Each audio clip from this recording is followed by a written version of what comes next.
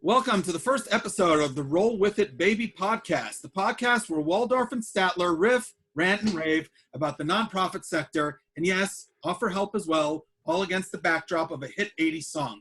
With me today is my co-pilot, T. Clay Buck of tcbfundraising.com. Clay, how you doing today? You know, living the dream. How are you? Living the dream. Day by day, baby, day by day. Day by day. How many 80s song titles can we get in at the start? Honestly, as many as possible. Yeah, good. So before we dive into today's topic, a little bit about this episode's song. All I Need Is a Miracle by Mike and the Mechanics. The song was released as a single in 1986 and hit number 5 on the US Billboard Hot 100. The song was nominated for a Grammy in 1987. Fun fact, the lead singer was named Paul Young. However, I checked, and it's not the same Paul Young who had a singles career, including the hit song Every Time You Go Away, which apparently, and I didn't know this, was a cover of a Hall & Oates song. So I learned something new today about this song.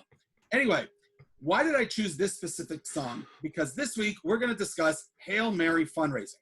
So Clay, I got a question for you. Do you know where you were Sunday, December 14th, 1980? December of 1980? Yep. I mean, I don't know exactly, but I know what part of the country and the world I was in. Where were you? What part of the world? We were in Manassas, Virginia. Yeah. Okay. I think. Yeah. Cool. So I'm going to tell you why I'm bringing up that specific date. And I'm going to start in with a sports reference. So apologies to all the non-sports ball people on the podcast who are listening. Anyway, I'm tuning out for a minute. Yeah, that would be smart. So it is December 14th, 1980. It's a Sunday afternoon. I am 8 years old, and I'm in New London, Connecticut in my house, and I'm watching a football game on TV. Cleveland at Minnesota. Cleveland is beating Minnesota by 1 point with a couple seconds to go. Minnesota has the ball around the 50-yard line. Last play of the game.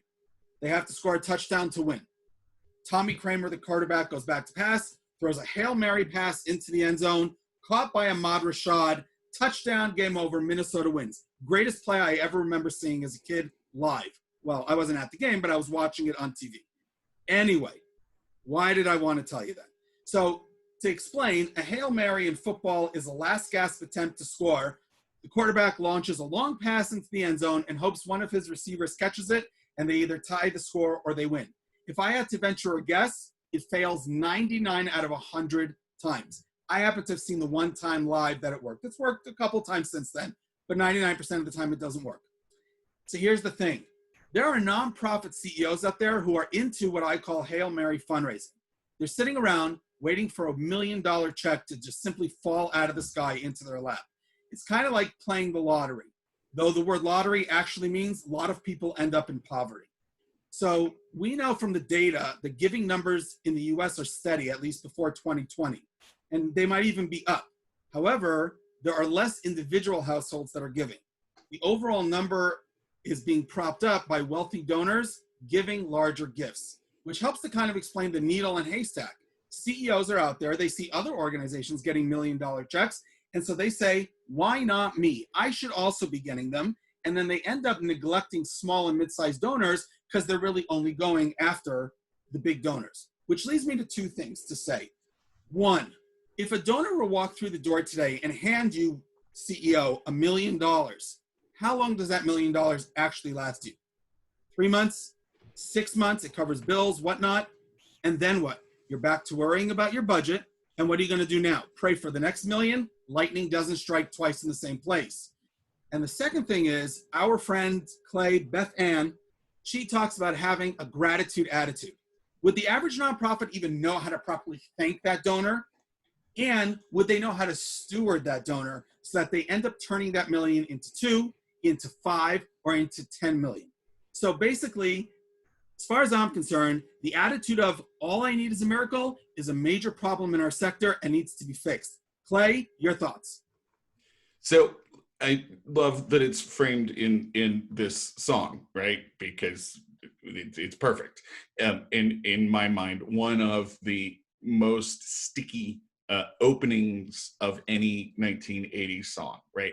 Once you hear it, you know the song. You don't know the rest of the song, but you know the opening and you know the chorus, right? I said, go if you want to go, stay if you want to stay, right? Anybody that was around knows that lyric, right? So, but there it is. Go if you want to go, stay if you want to stay, right? All I need is a miracle, all I need is you, which repeats 3 times and gets stuck in your head and all of that. I think when this comes up, right, we get into gratitude and we get into all the things, and Beth Ann is absolutely right, as she is about all things, and also being just a genuinely lovely, perfect human being. But this, I think we need as a sector to keep this conversation to the point, because fundraisers get this all the time. You need to be raising more major gifts. Okay, what does that mean, right? What is a major gift? Who are your major gift donors? Where are they coming from? This idea that there are all these major gift donors out there somewhere that we don't know yet, this is the falsehood, right? The major donors, the $1 million gifts, are actually in your database somewhere, assuming you've been accruing and acquiring donors and being involved in the community. You're not brand stinking new. There just isn't this vast pool of money and this vast pool of donors out there just waiting to give to you, that if you just had the right fundraiser, you could go and get them. It is and has always been about courting and cultivating and stewarding the donors that you already have.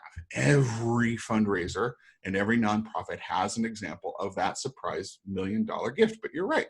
They don't retain, they don't renew, they don't stick around. Not always.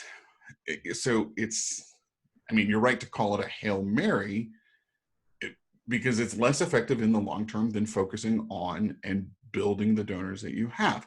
It's also, that's what the song is about, right? A relationship that we didn't take care of and that ultimately went away. It's second verse, right? But it's always the same old story. You never know what you've got till it's gone. It's gone. Yep.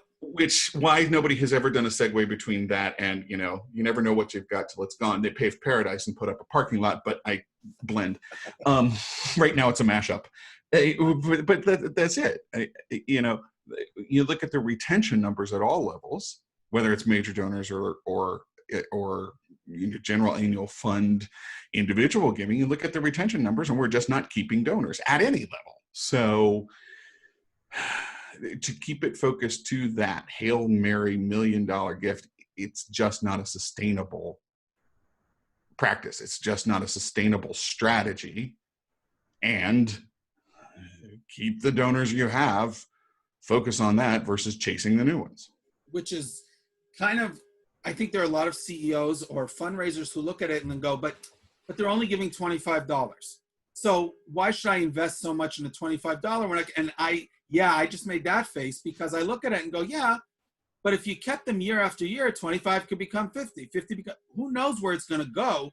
Steward them, retain them, instead of chasing your own tail every year and your retention rate is only 40%. You're constantly looking for a new 60% every year. So you're in a Hail Mary situation to start with every single year if all you're doing is retaining 4 out of 10 donors year after year after year.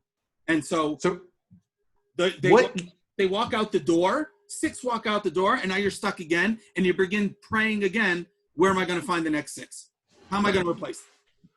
Okay, so Mike and Mechanics released All I Need Is a Miracle in 1985. I started my fundraising career 5 years later. Okay. And I learned very early on in my career about Pareto, 80-20. 80% of your dollars are going to come from 20% of your donors. There's a report out, and a couple of them, 4 or 5 years ago now, maybe, that 92-8, 93-7 is the new 80-20. So I don't buy it. I know that's what the data shows. I know that's what it shows is happening, but I don't buy that just because that's what is happening means that's what should be happening. Right? 80-20 as a principle was the idea and the basis of a healthy program, right?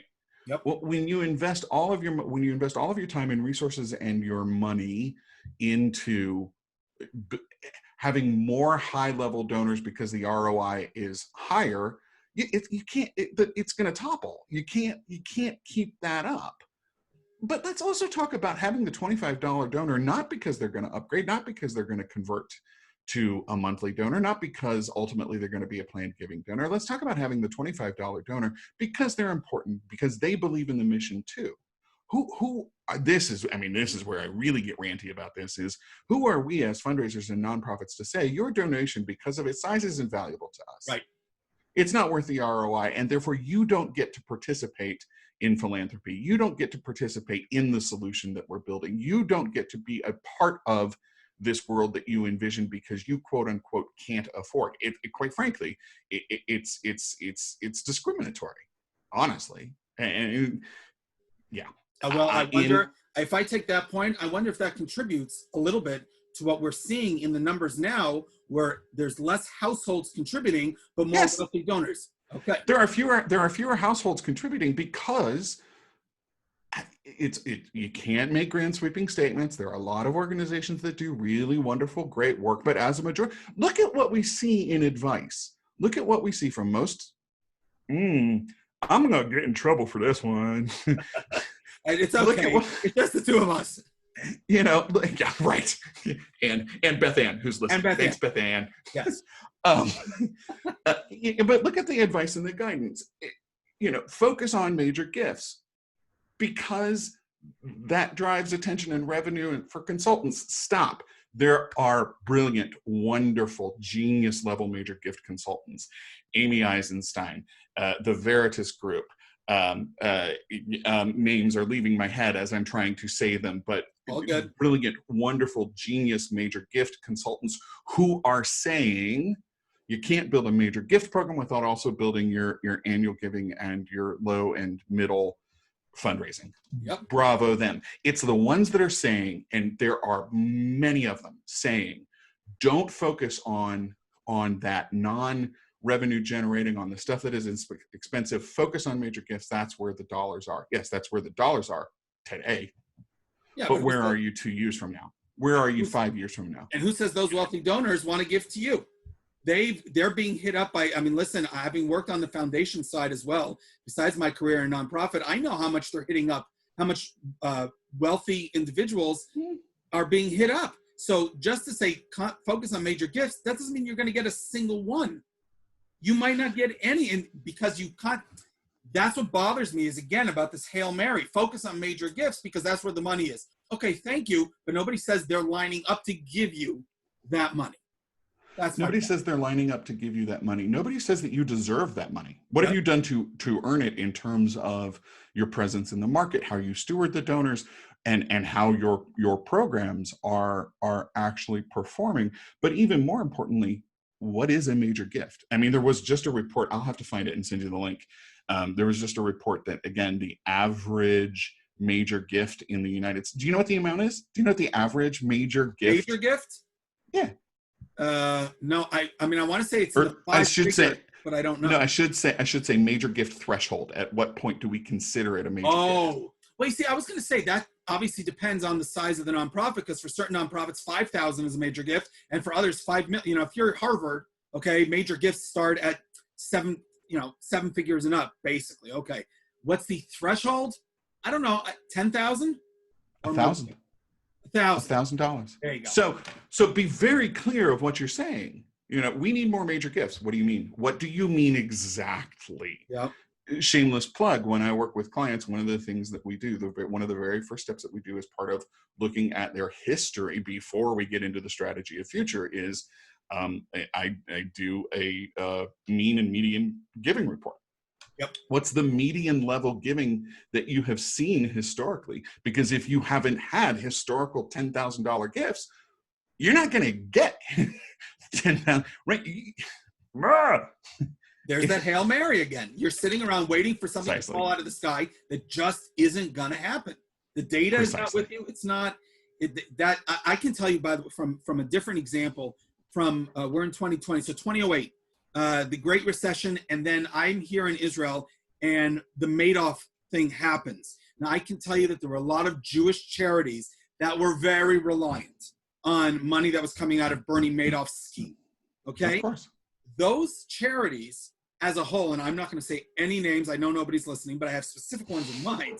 But their pyramid, their fundraising pyramid, the bottom of it was seven-figure donations, meaning there were no small donors. So as soon as a Bernie Madoff happens, the bottom falls out of your pyramid and your whole pyramid collapses. Whereas other ones that had $25, $50, $100 on the bottom of their pyramid, and they used that as a foundation, but they had major gifts higher and larger than that, they survived at least a little bit better.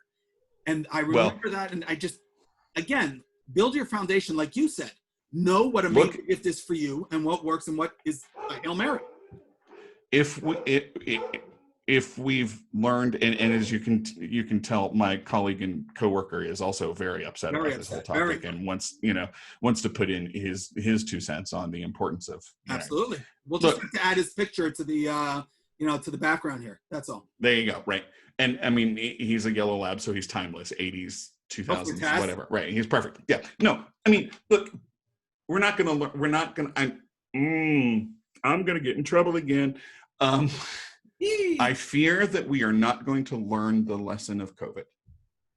When COVID started and it started to explode, right, and everything started to shut down and the world started to shut down, and should we be asking was the question, and everybody said, keep asking, keep asking, keep asking. The amount of money, look at every report from it's unequivocal now, right? It's proved, right? People kept giving, but who kept giving? The 25 and the 50 and the $100 donors. And my God, if that, I'm sorry, doesn't break our hearts as fundraisers, then we have missed the lesson completely, that it is and has always been about people who care doing what they can at whatever level they can. And I can almost guarantee you, if we were to invest in that, right, versus the dollars, fundraising would blow up. We wouldn't have concerns about funding and need for flexibility. We would have pulling communities together, right, at any level to support the things that are important to them. Versus we're trying so hard for the Hail Mary when I can't do sports analogies, right? We're focused so hard on the Hail Mary that we're missing the opening to the goal that is right in front of us. No, I have said this for years. I said again, this is, if I take a baseball analogy, everybody wants to hit a home run. And I'm like, guys, go for singles. Single, single, single, single. You will continue scoring runs and you'll do more and more and more, which is why I've also, and I don't know that this was necessarily an unpopular opinion, but my opinion has always been, treat your $10 donor like your $10,000 donor. Now I understand the difference. I'm good with that. But at the end of the day, somebody opened their wallet and gave you $10 that they didn't have to give you. Treat them correctly. And you never Who defines major gift, the organization or the donor? Okay, and that's more interesting to me. So 1 second, that $1,000 that you said is the threshold, was that based on a survey? That's a recognition level. That's a totally made up level by the organization. It has nothing to do with the donor. Major gift is about the most non-donor centric thing I think you can say. You're a major gift, you're a low-end gift. Stop that, right? There are, and donors assign value. I hate it when consultants talk about what I would do, right? Well, I do. I don't really care what you as an insider, as a consultant do. But that said, there are organizations that I support, and data supports this from multiple consultants and all levels of research, right? Donors assign a value to a mission based on their own needs. There are some organizations that I stretch for, right? That I give more toward because that mission means more to me than this mission over here, right? But even so, donors are based on their budget and based on what they can do and based on those values, they're assigning a dollar amount to it. They're saying, look, your mission based on what I can afford to give is $25. That might be a major gift for that donor. And if we want to talk about this in context of what we're experiencing now in terms of equity and inclusion and representation, right? How can we not invite the communities that we serve into being a part of the solution? Yep. And they may or may not be able to afford, well, I mean, it's exclusionary, and I could use worse words to say, nope, sorry, you're poor, you can't be a part of, because it's not worth our ROI. Which is why I hate, exactly, and I hate those organizations that basically say to me as a small donor, well, we don't really care about you much, and we care only about our 6- and 7-figure donors more. And at that point, you kind of lost me. I may identify with the mission, but I'm sorry. I'm not here to be treated, Yiddish word, I'm not here to be treated like a schmata, okay, like a rag, okay? I don't need recognition and a parade thrown for me. But I do at least expect, and again, I'm an insider because I've been in this business for almost 2 decades, I do expect some type of recognition. I do expect proper gratitude. I do expect X, Y, and Z, or at least I want to see it. If you're saying my $25 don't matter because it's not $250,000, you're making a statement and you're telling me we don't need you. We are excluding you and you're not wanted here. It's an exclusive club. You want to run your business, you want to run your nonprofit like that? Go ahead. But I think it's a recipe for disaster, and it's going to be a failure. And you know what? There are, I mean, if we're going to make the correlation, you know, nonprofits are business, blah, blah, blah, luxury brands, right? There are companies, brands, for-profit companies that exist for luxury, high net worth individuals. Right. Fine. That's perfectly fine. And you know what?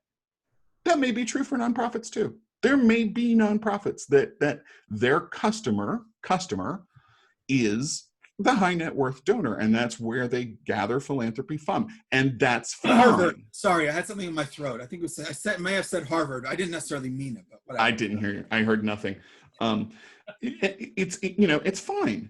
Be who you are, but the $1 million, the $2 million, the 5-person shop shouldn't be comparing themselves to that luxury brand. It's like, I'm a little off tangent, right? There's so much conversation about collaboration and merging, right? Nonprofits need to merge and collaborate. Okay, somebody come tell the 5 eyebrow threading shops that are within 1.5 miles of my house that they need to collaborate and merge together. Why don't we say this to for-profit people? But those 5 eyebrow threading, they are never going to be a luxury brand on the Las Vegas Strip, and that's fine. That's who they are. They are after the suburban housewife or house dude, whatever, right? Whatever. Everybody needs a little pretty. No right? judgment. You know, but be who you are. Yep. And don't try to expect that you're going to attract the $1 million donor or the $10,000 donor when that's not necessarily who you are or who you're. I'm obsessed even more so on who is your community and who is your service. You know, I would say that based on what you just said, I'm reminded of the quote from Chuck Klosterman, who, when people say it's like comparing apples to oranges, he said, no, apples and oranges actually are quite similar to each other because they're round, they're fruits, they look the same. He said, if you're going to do it, say they're like comparing apples to baby wolverines. So that's his line. It's fantastic. I love it. So I'm thinking, no, it's fantastic. It's perfect. It is. And what you just said is right. If I'm a small shop and I'm looking for that, don't compare yourself to Harvard or MIT, which have an endowment of $40 billion in the bank. That's not who you are. So compare yourself, and therefore this business of waiting for that $1 million, it's just not, you're doing the wrong comparison. If you're an arts organization who operates out of a converted storefront and has 250 seats in your theater, and you can't compare yourself to the huge performing arts center down the street that has 2,500 seats, right? Those $10,000 donors, unless they're coming to your shows, they're not going to give to you because they love the arts, right? Be who you are. Oh, and then it gets, we've gone over time, I know, whatever, right? I'm gonna kind of just summarize a little bit. Be who you are, to me, is the 4 words here. So if you are into Hail Mary fundraising, rethink what you're into. Know who you are. Strategically, yes, 100%, but know who you are, and what you can and can't get be realistic. There's no reason not to dream. I'm all about dreaming and dreaming big. I'm okay with that. But that is not a strategy. Dreaming big is not a strategy. It is something you do in your spare time, and that's fine, but it is not a fundraising strategy.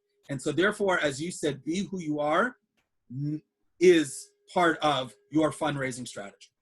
That's how I would summarize it. That works? Yeah. Excellent. I'm with you. Excellent. All right, y'all. So that was the first episode of the Roll With It Baby podcast. We may have ranted and raved a little bit. We may have screamed and yelled. We may have enjoyed ourselves. We will be back in 2 weeks with a very, very special song that we're going to look at and a very interesting issue related to that song. But in the meantime, Clay, I hope that you have a wonderful day over there out west. You too. Thanks, Beth Ann, for listening. We love you. We have to add her one of these times to the...